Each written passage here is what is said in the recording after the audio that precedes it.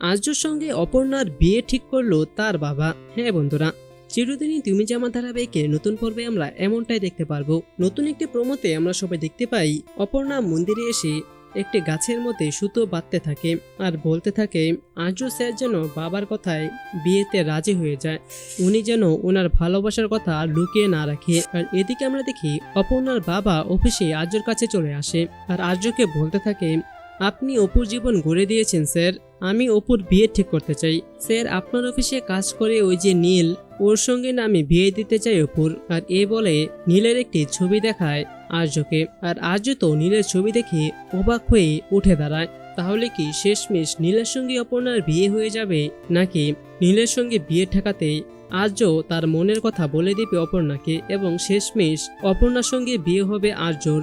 আপনারা কোনটা চান সেটা নিচে কমেন্টে জানিয়ে দিন এবং পরবর্তী পর্বের আপডেট সবার আগে পেতে চাইলে এখনই আমাদের এই চ্যানেলটিকে সাবস্ক্রাইব করে দিন। ধন্যবাদ সবাইকে।